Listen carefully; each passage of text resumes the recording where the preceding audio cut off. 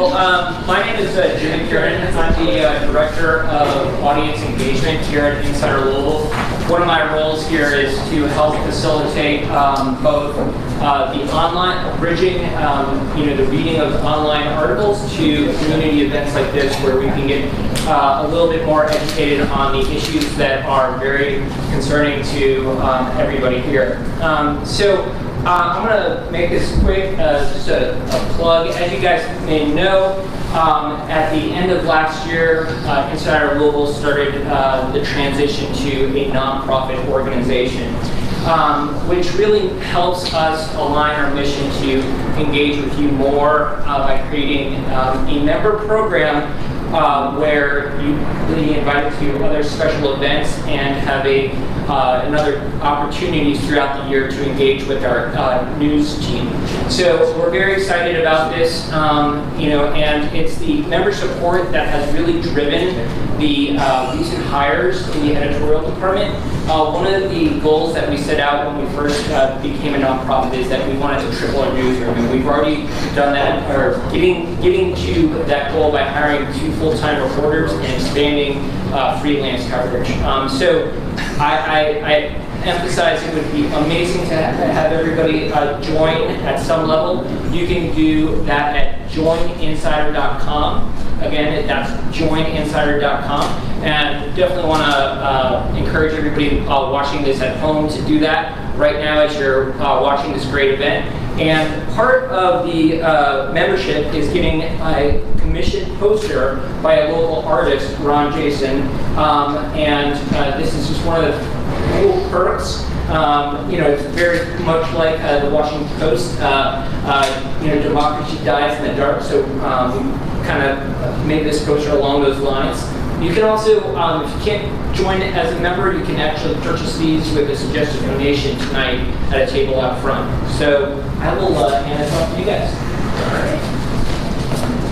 I'm Michael Jones. I'm an insider contributor, and I'm going to be asking questions, moderate, and I'll let each of our panelists have time to introduce themselves. I'm Julie Denton. I'm a Metro Councilwoman here in Louisville. Prior to that, I spent 20 years as a state senator in the Republican caucus. I chaired the Health and Welfare Committee for 15 years. And I understand that tonight, it's my perspective as a former legislator that you're looking forward to this last session. And I'm Sarah Bishop. I'm the Chief Operating Officer at GLI, and we consider ourselves to be the voice of the business community. So I will be effective. I've been at GLI for about 4 years now. I spent a lot of time in Frankfurt in this session. I'm Morgan McGarvey. I'm a Democratic State Senator from here in Louisville. I just finished my 6th session.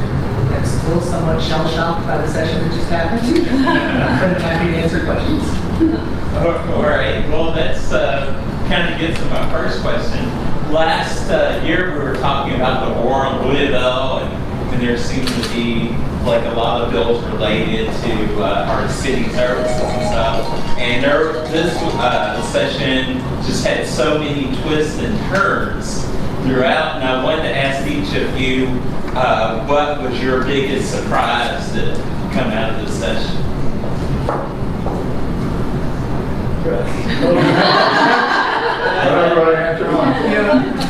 This session was wild, and I think that picking the biggest surprise is a little bit like asking you who's my favorite child.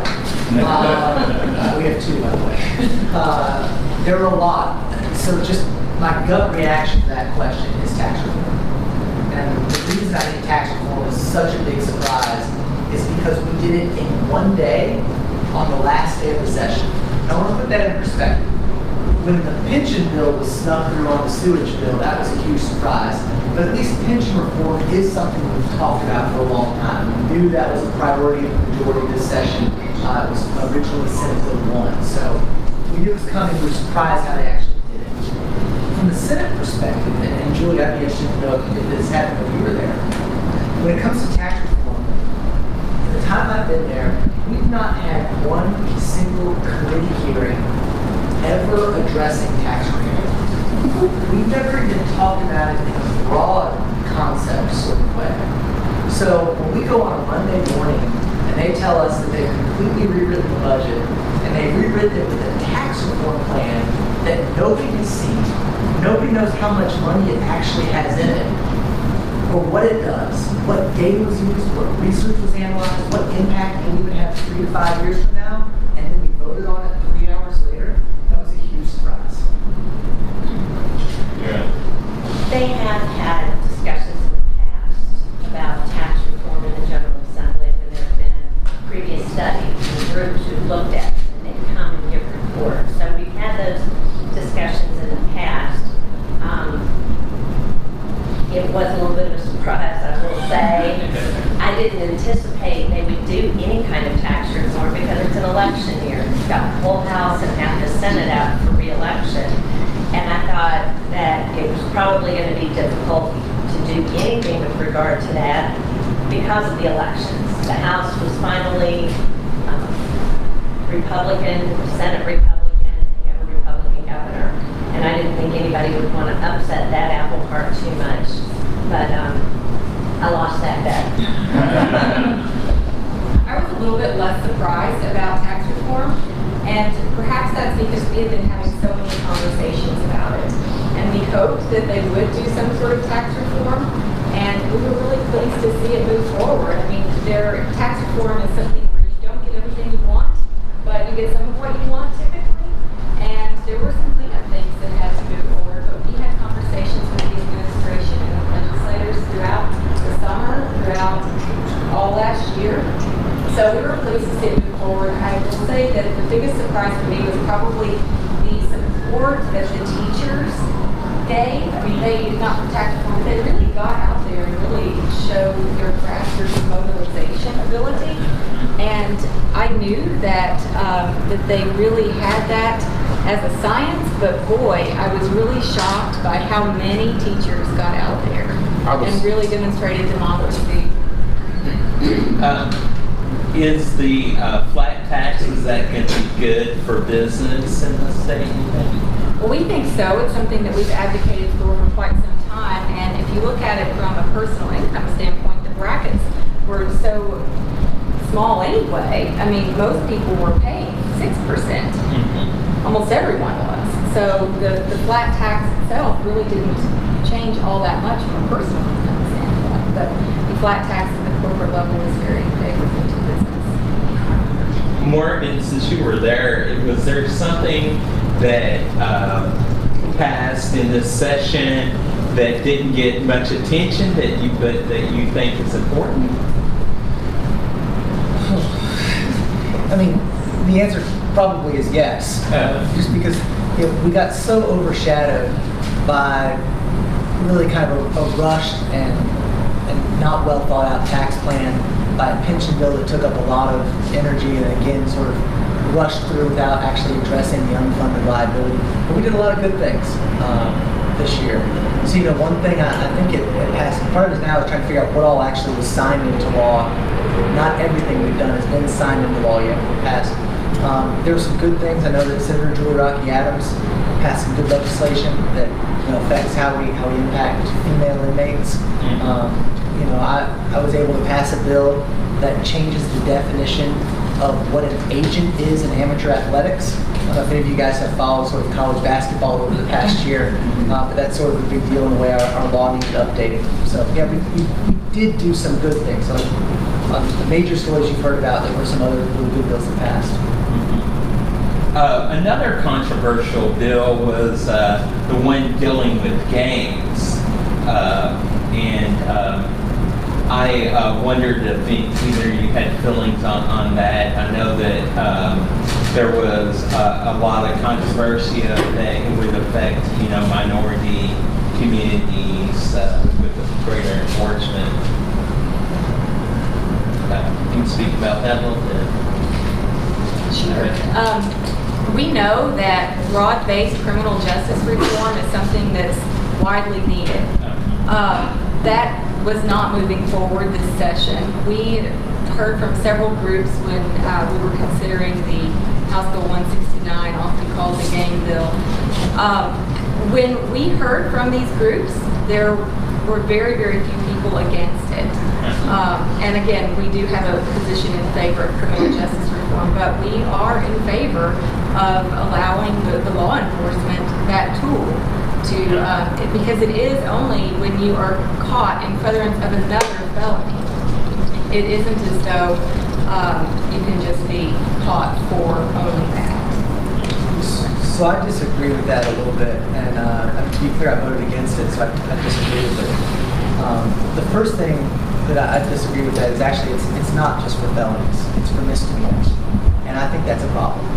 Because when we have these mandatory minimum sentences for someone suspected of being in a gang who's committed a misdemeanor like graffiti, I think we're not giving judges the discretion they need.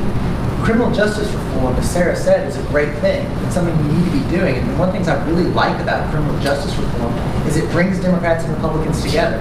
Because it's so easy to start from the same premise. I mean, everyone wants our communities to be safe. Everyone wants our constituents to feel safe in their communities. So when you come together and you look at criminal justice reform, what it's saying is so much of criminal justice work, not reform, so much of criminal justice law, the last 30 years has been emotional. You know, we're going to make you feel safe by saying we're giving stiffer penalties, by saying we're going to have people in prison longer. But has it worked? And the research that's coming from the left and the right suggests no. And I think actually this is one, and I'll give the governor credit on this. I've really enjoyed the governor's work on criminal justice reform. And my hope is that he and Secretary Tilley, who's in charge of the governor's justice cabinet, will seriously look at House Bill 169. We'll look at the fact that it has a $20 million fiscal note on it. Of course, fiscal note is our fancy way in Frankfurt of saying this is how much money it's going to cost taxpayers. And whether those severe and unyielding sentencing guidelines will actually help keep our communities safer, and whether it's worth that cost to the taxpayer. I guess, Sarah, you're more qualified to talk about this first, but I wanted to ask about, there's a lot of public money coming into the city now, and one of the Trump administration's initiatives is the Opportunity Zones.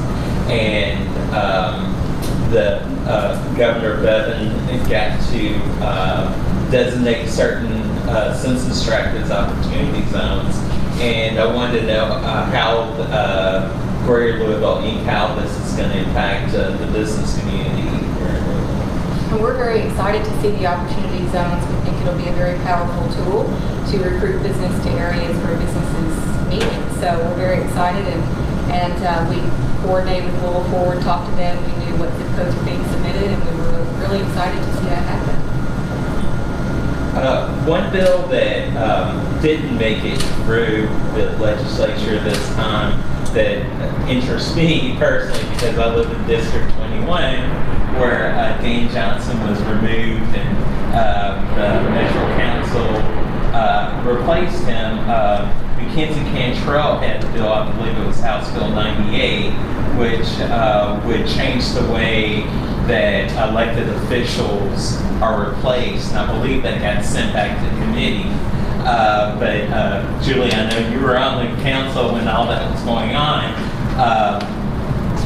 Do you think we need to have a change in the way things are handled? Well, I thought we were going to have a change.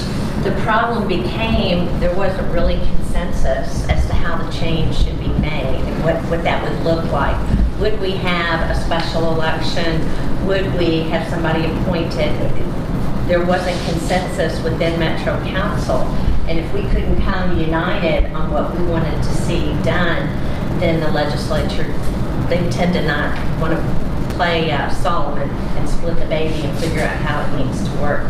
So without consensus amongst legislators at the local level, the legislators at the state level just opted not to deal with it. Yeah. Morgan, did you look at that bill? Did you have? We did, and Julie's right. I agree with Julie 100%. And what I'll say is that's the way the process should work, right? I mean, the city of Louisville exists because it's a creature of statute. How we organize our government is dictated by Frankfurt. And so what we did is the Metro Council brought us this problem that arose with Councilman Johnson. And they said, we need to fix this. We said, great, let's do it. But then we really looked to the expertise on the council to say, what do you all think? In your experience, you're there, you've dealt with this situation, you've seen the pluses and the minuses, what's the best way to deal with this? And they couldn't come with a consensus.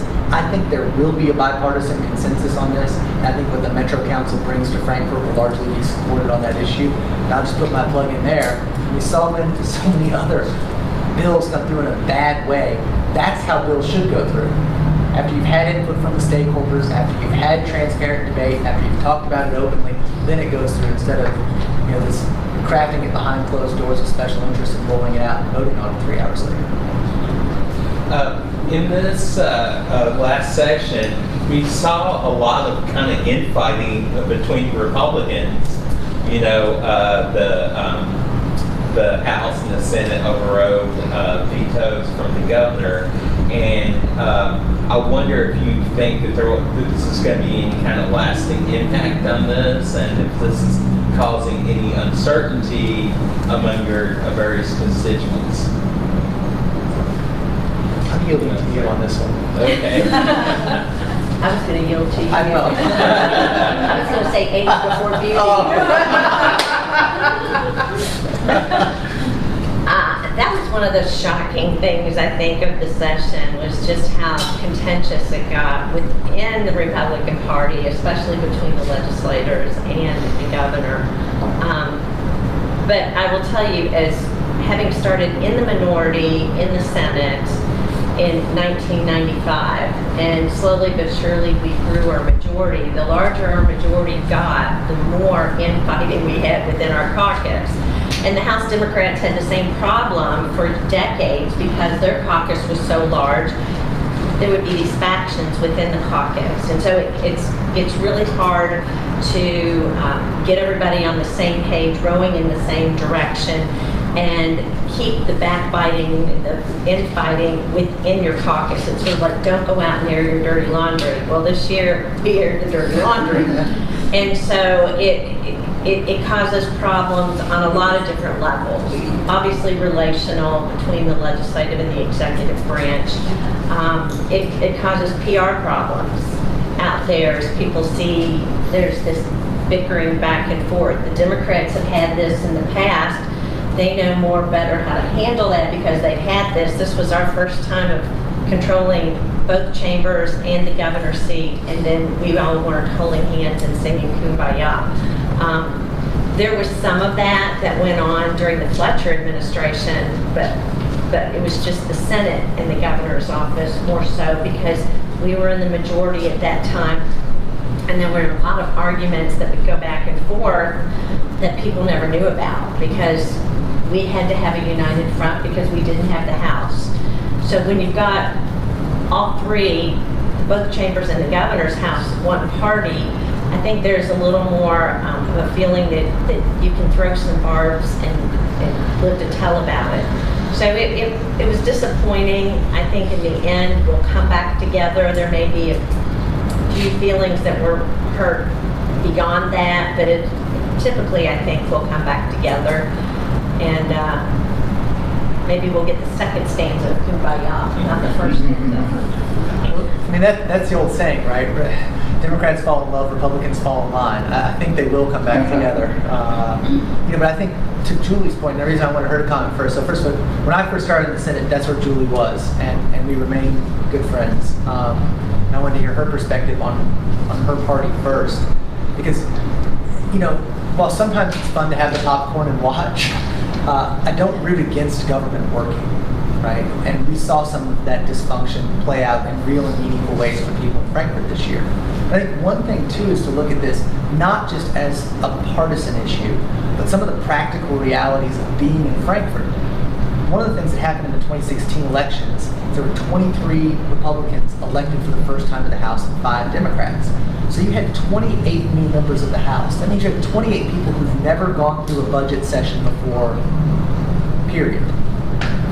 To start with, you started the hole where the governor of the House get in a public feud before the session.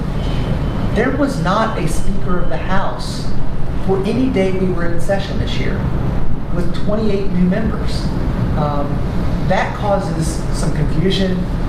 which leads to a lot of what Jewel was talking about. I do think that sort of dysfunction is temporary. I say that sort of dysfunction. There could be plenty of dysfunction in the future. It'll just be a different kind. I think a lot of that was more just the fact that we had a party that had never written a budget in the House with that many new members, and really, I think David Oswald did a great job for what in the past he was given, but he was not given an individual task, and that was to sort of act as the speaker without really being the speaker. Sarah, people mostly think of Republicans as business friendly. So when all of this tension was going on, did you sense some concern from the business community? Well, I think that we're forgetting how many bills were actually passed and signed by the governor. I mean, yes, I think we do have to admit that there seemed to be some discussion that was very open, but to a large degree, there was consensus about an agenda as well. And I think that's important to remember. I also think it's important to note that they were trying to do very big things, historic legislation.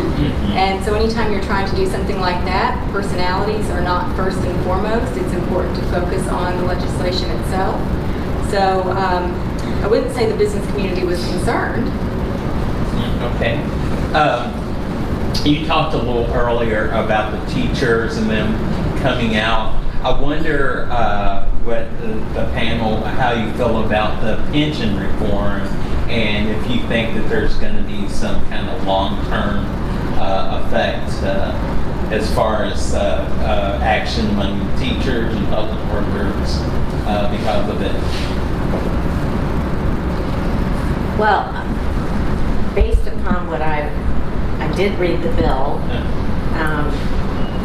because we will be pensioners at some point, recipients of that pension, and wanted to know how it turned out. I think there was a lot of misinformation, and some of it was because the original bill that was put out there was vastly different than what actually passed. And going back to what Sarah said earlier about the grassroots efforts of the teachers made a huge impact on the way that bill ended up looking. And so the only impact for the teachers who are currently teaching now is they can't take their vacation days starting January 1. All the days up through December 31st this year that they've ever had that are vacation days, they can use those to add and spike what's called spike their pension, meaning when they retire and they've got sick days, they can, those days they get paid for.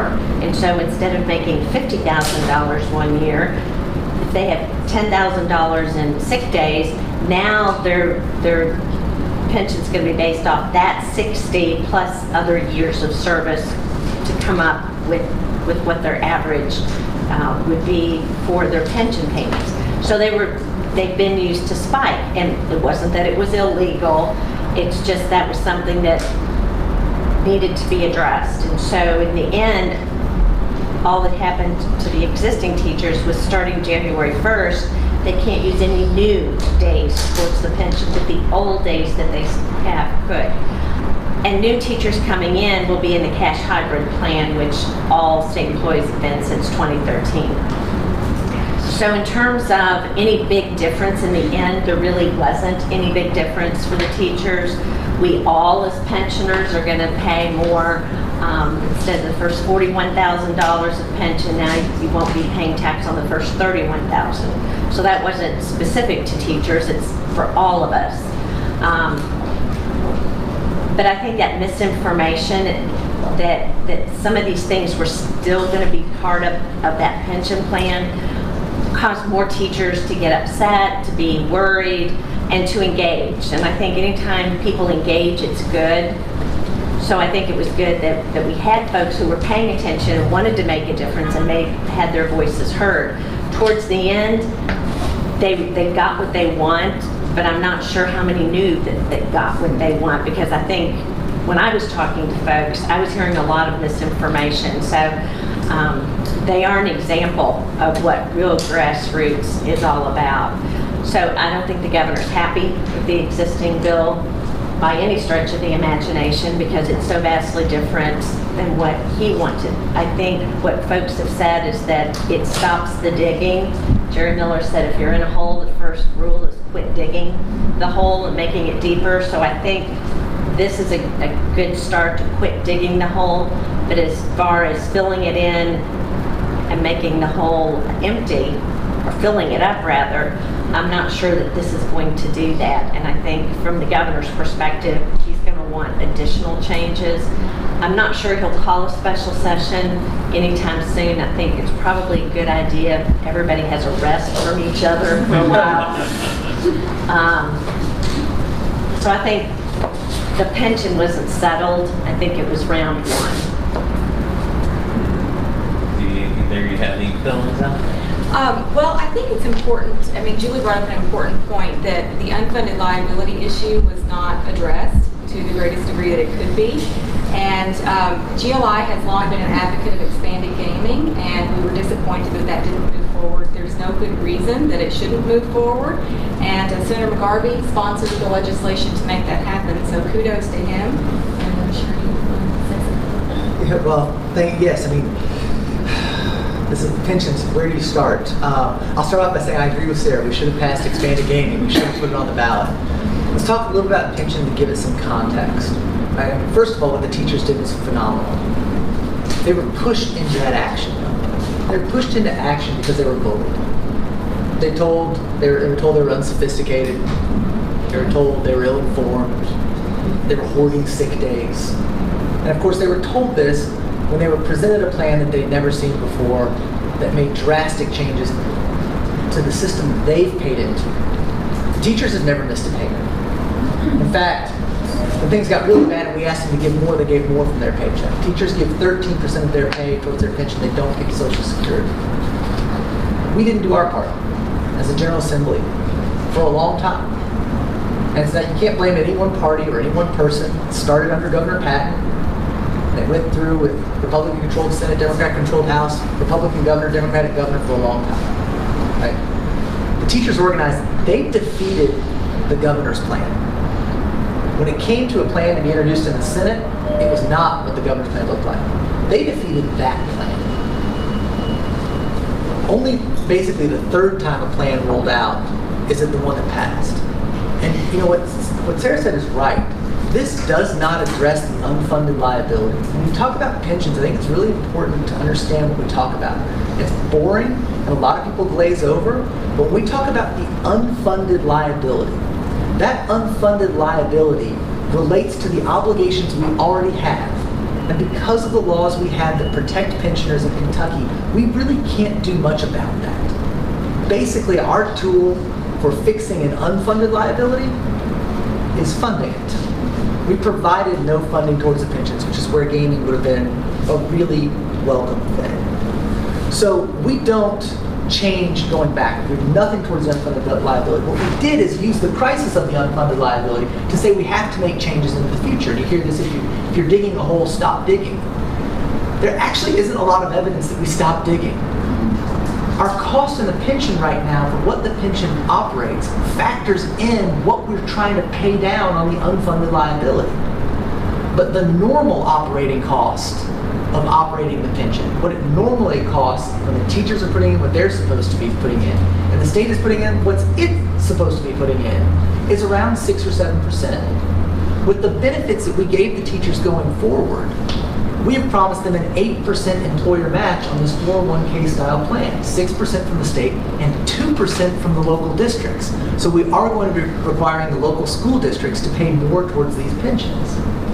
So I don't know that we're actually going to end up, once we've paid off the unfunded liability, paying less for teachers' benefits as a state.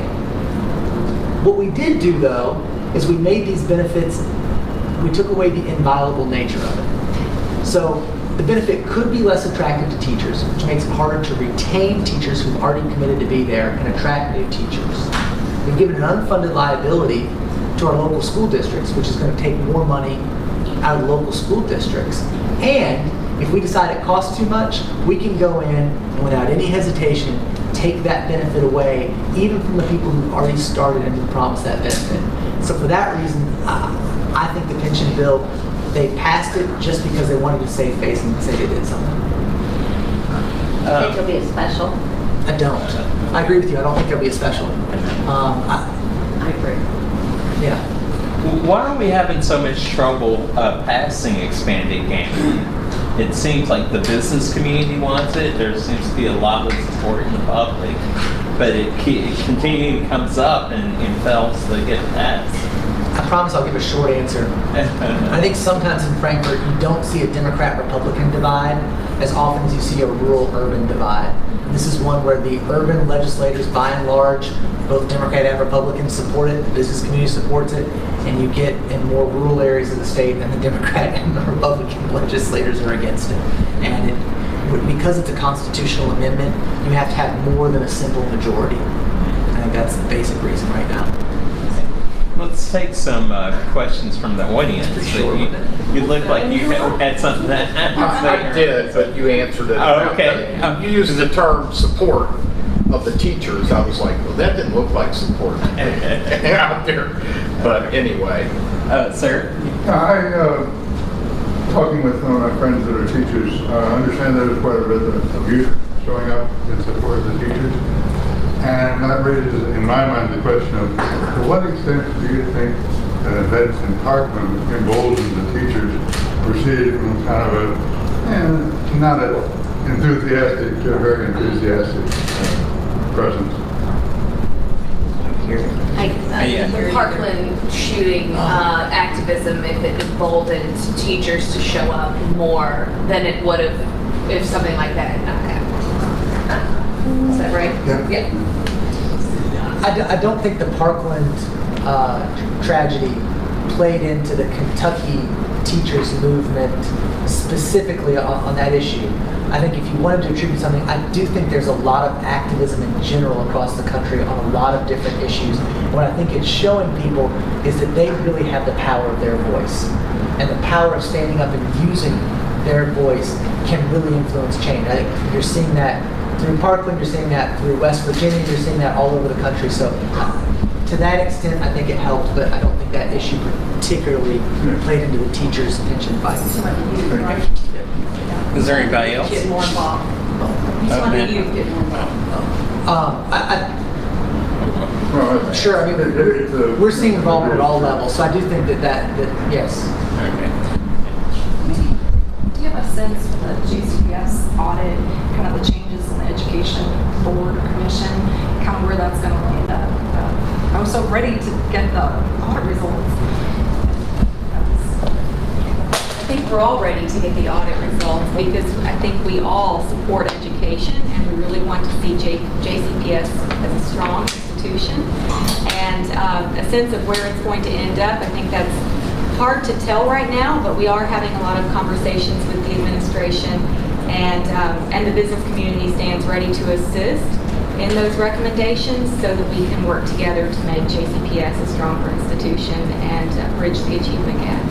I think that's part of the urban-rural differential of JCPS versus Franklin. Sir, you had a question. I was wondering if you would like a response about Dr. Lewis's appointment as the new director of education and the position on primarily the position on schools on the charter schools. Dr. Lewis is a very knowledgeable individual. We've had a lot of meetings with him and he's very well read and seems to know quite a bit about education. So we're excited to work with him. So I'm glad I came back to this issue because I wanted to answer your question as well, just talking about in general the recent changes with the Kentucky Department of Education. To answer your question directly, sir, I don't know Dr. Lewis. In fact, I've never met him. I've never worked with him, and I've never even read anything or heard anything he's had to say about education. So I can't offer an opinion on him, good or bad. Just as with anyone who assumes that role, I hope to do the absolute best thing by our people and our kids, right? That's where I am on Dr. Lewis right now. Most of the general direction. Yeah. I would say what concerns me and where I do have real concerns are with what's happening at the Kentucky Department of Education right now. I'll start off by saying the governor absolutely had the right to do what he did. And if you don't like that, then that power needs to be changed for all governors, not just this governor. right? The governor appoints the members of the Kentucky Department of Education. So Paul Patton did it when he was governor, Ernie Fletcher did it when he was governor, Steve Beshear did it when he was governor. This governor is using that same power, and he is using it in the same way they did. Now, that being said, what he did yesterday is he put 6 new members on the Kentucky Board of Education who have never spent a single day working in any of our public schools. To do that, he got rid of 4 former educators. Do we need all educators on the Kentucky Board of Education? No, I don't think so. I think it's good to have some difference of opinion. But if you're going to be setting the policy for all of our public schools, you've got to put people on there who have been in the trenches and who understand what it is to deal with the challenges of educating our students. I think the timing of this also stinks a little, because this was done right after we get out of Frankfurt.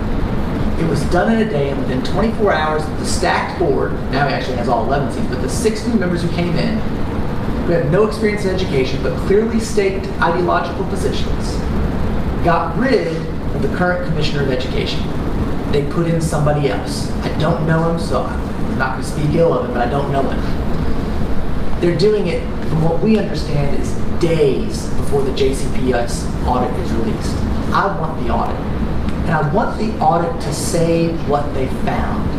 I'm not looking for it to say good things. I'm not looking for it to say bad things. I want it to be an honest assessment of where JCPS is.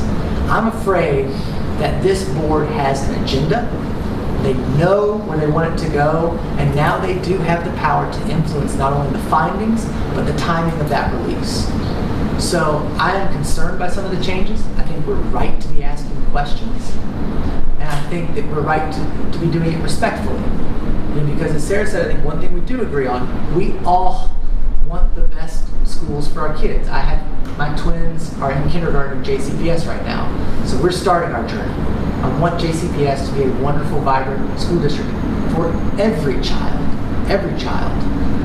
And what happened at the KDE, the way it was done, who was put on there, what they did in their first official action, what's coming up with JCPS has me concerned. All right, any more questions? Back there. Yeah, I'll kind of back that up, that question up. As much trouble as JCPS has, supposedly there are all kinds of rural school districts who are not just having trouble, but they're financially insolvent, and that they're much more supposed to be maybe on the brink of closing by June. Has that been addressed? Or what's kind of the consensus right now in Frankfurt, Julie or Jordan? What do you think is going to happen to some of those school districts? That was helped a little bit when we actually passed the phase-in for the pension bill.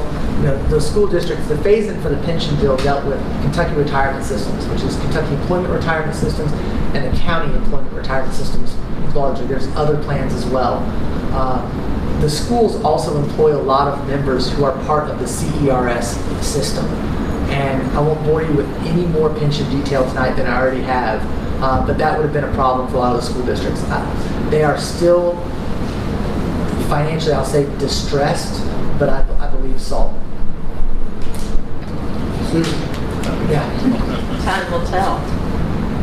All right. Is there anybody else? Do you think the solar bill will come up again? Yes. Are we going to have to fight that again? Yes. I'm trying to answer shortly. You guys jump in here. Julie is not shy. I know this for a fact. So jump in. I think, here's what I think. I think House Bill 227, which you're talking about, the solar bill, is the net metering bill. We've been working on that bill for a lot of years. I've personally worked on that bill for several years. This bill didn't quite get the compromise where it needed to be. My hope is now that bill failed. Now, I want to be clear, it passed the House. It did not come up for a vote in the Senate because it didn't have the votes. That's why it didn't come up. So now, I think both sides have a little bit more equal bargaining power, and my hope, and I'm more than willing to help in this. My hope is that during the interim, yes, we do work when we're not in session, during the interim, that we'll get together and we'll see a little bit more of a compromise going forward on that bill, because we have to. I see we've got people from Oxmoor here tonight who just put solar panels up there. we have to recognize that renewable energy is a huge part of our future. And we don't need to stick our heads in the sand. And our policies need to reflect that. I think I just have to say that GLI was supportive of the net metering bill. And the reason that we were supportive is because it grandfathers the people in who have existing infrastructure. It recognizes the value of renewable energy. And it also continues to pay new people at the wholesale rate the retail rate rather than the wholesale rate. Because at the end of the day, the utility companies are still having to pay for the infrastructure to allow those people to be on there when the sun isn't shining. And the sun doesn't shine all that much in Kentucky. We're not in Florida, unfortunately. I so badly wish we were in the wintertime, but so I just Yeah, no, I'm going to jump in when you finish. I've got to jump in because I disagree with that assessment. The first thing I disagree with is that this bill recognized the benefits of having renewable energy. In fact, it expressly did not recognize the benefits of having renewable energy, and that was one of the problems. They were going to send this to the PSC, the Public Service Commission, to decide what the rates are for people who meter their energy back onto the grid. I don't think that's a bad thing. To be honest, and Julie, maybe you can back me up here, the Public Service Commission is far better suited and has far more expertise to be deciding what rates power customers and power companies are paying than the General Assembly. Amen. So we agree on that. But it said the PSC shall consider the costs of net metering. When we direct the PSC what to do, that's what they have to do. And when I filed a floor amendment that said to recognize the costs and measurable benefits, not just the externalities that you could throw in there, but the actual quantifiable benefits from renewable energy, I was told that that was an unfavorable amendment. So I think that's one area where we can compromise. Because Sarah said the sun doesn't shine here all the time. It does shine enough. It shines in places like Germany that have been really successful with solar. If it doesn't shine here, then the utilities wouldn't be building massive solar arrays to get their own power. It works here enough. And what happens is, look at a place like Goulds. Our peak season is like 4 o'clock on August 15th. Right? That's when our meters are churning and burning. And if you're in that meter and you are putting energy back onto the grid during that time, when the utilities are having to buy it at a peak rate, maybe even from as far away as Texas, there's a measurable benefit to that. And I think that should have been calculated in the rate that utilities are paying for that power. Doesn't the PSC always have to consider the cost? No, they always have to consider the cost. They don't always have to consider the benefit. All right. We have a question from someone online, and they ask that campaign contributions and lobbying expenditures are skyrocketing in the state house races nationwide. Much of it originating from out of state. Whose out-of-date lobbying dollars had the greatest impact on the Kentucky legislature this year? Like the Koch brothers. I don't think they lobby in Kentucky. Well, I don't know. Look, money is a problem in politics. It is. And I don't want to sound like I'm dodging the question. I don't know how many out-of-state lobbying dollars were spent in the Kentucky General Assembly this year. Our biggest issues were Kentucky issues. We'll get those final reports about where those lobbying dollars were spent. And so you see campaign contributions skyrocketing. One of the reasons is that last year the General Assembly passed a law which increased the amount you can give to state candidates. They doubled it, in fact. I believe right from 1,000 to 2,000 per individual per cycle. I didn't support that change, but that is the law now. So that could explain some of the reason you're seeing increased campaign contributions. Lobbying expenditures are going through the roof, and you're seeing a lot more lobbyists hired to be in Frankfurt. I just don't have the information to say which bill that influenced most right now because it's not all out yet to us. Okay. Well, I'd like to. Oh, she had another question. In my opinion, a lot of that is due to the citizens behind it. Sure. No question. And look, money is a problem in politics now. Well, I wanted to close by asking each of you what priorities would you like the General Assembly to tackle in the next session?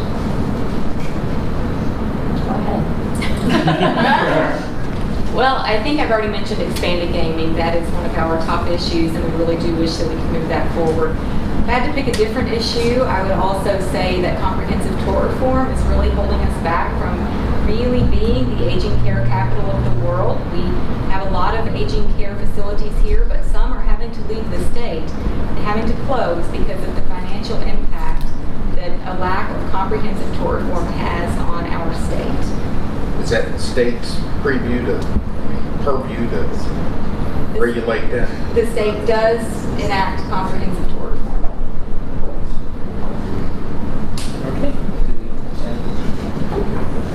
Since this is what we want to see enacted, I won't start a debate and say what I don't want to see enacted. So I'll keep it. I'll end on a. This is George Costanza end on a high note. Is that what we're supposed to do? Don't forget, you're my senator. I know that's right. That's right. No, I think we left some things on the table that I do think we have a chance to pass next session.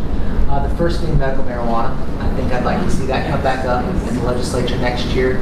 It's humane. We know that it helps with the opioid crisis, and we also know that it can generate money and jobs. So I think you'll see a lot of activity on that during this legislative session. We talk about economic development. You know, we talk about a lot of different things. We talk about tort reform. We talk about taxes and all that sort of thing. But really, when you see a lot of these lists, businesses aren't always asking about that. They're saying, "Is my workforce educated? Is it a place where my people will want to live, where they feel welcome?" Like, we need to continue advocating for a statewide fairness law as an economic development tool. I think we need to continue. This was not an education budget. Even though we call it an education budget, the overall impact is that it cuts funding to education. We cut funding to textbooks. We basically cut transportation funding. We ravaged higher education with a 6% cut this year. That's not going to draw businesses here. I'd like us to continue to look at actual comprehensive tax reform. Look at medical marijuana. We should continue to discuss gaming and then figure out how that impacts education in the state. How about you, Julie? Well, I agree with both of them because I've worked on tort reform for so many years. You are Solomon now. This is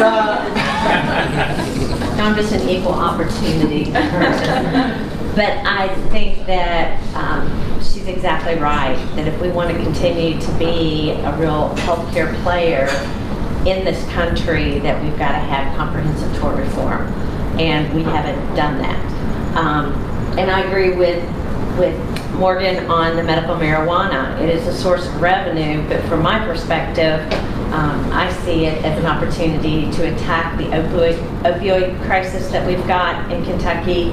I also see it as being humane. If doctors can prescribe fentanyl and OxyContin and all those other drugs that can kill you and are addictive, I don't know why we wouldn't allow doctors to certify that you have a condition and you get a card and it says you can purchase marijuana for medicinal purposes. And I've told people before, I think Morgan and I had this discussion, and I said, you know, and if it gets diverted, somebody's just going to be happy for a little bit.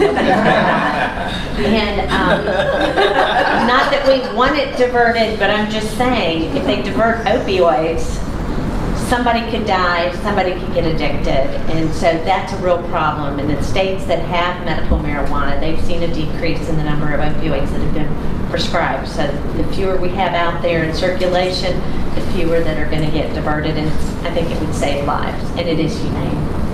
All right, thank you. I'd like to thank all our panelists and the audience. I think this is a great discussion.